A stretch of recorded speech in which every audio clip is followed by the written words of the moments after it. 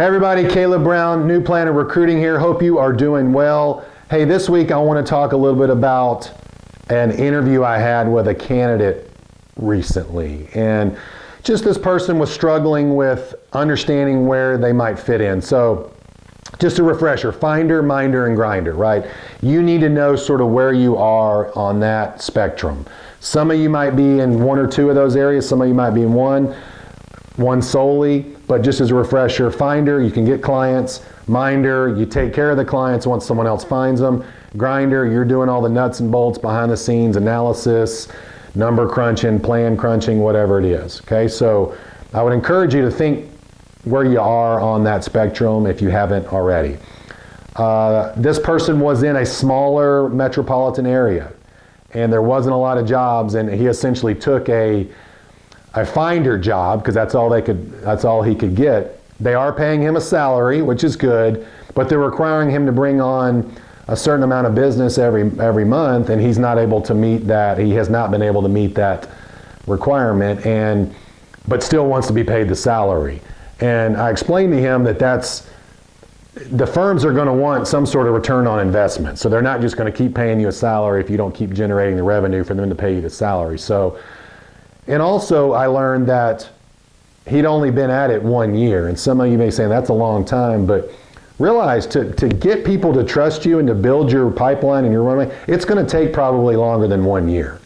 I mean, I know people that went, ate ramen and beans and rice for 3, 4, 5 years. I mean, that's just the way it is. I mean, you need to be patient. I mean, it just takes a while to get the confidence, get the skills, and to meet enough people. And for people, I think that the psychologist, last time I looked, it's about somebody needs to see your name 13 times before they'll actually sign up.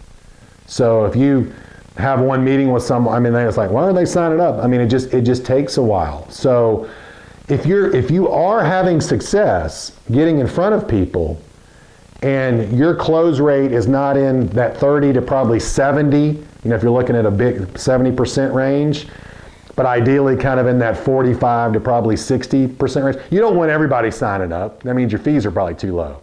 But you also don't want anybody signing up because you're probably doing something wrong then, or your fees are too high.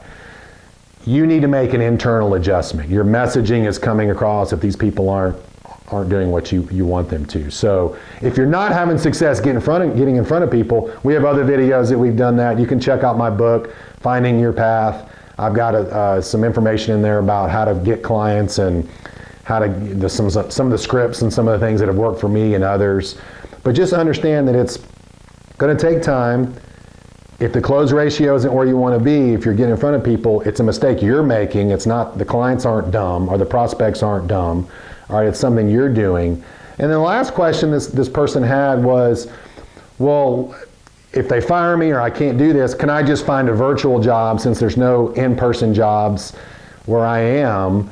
And my response to that is absolutely. There are virtual jobs out there for these minder and grinder positions, but if you're newer to the profession, we have a lot of empirical and also anecdotal data that says you're going to learn the business a lot slower than if you're in person and you're rubbing shoulders with somebody. So not anti-virtual here, had a virtual firm since 2009.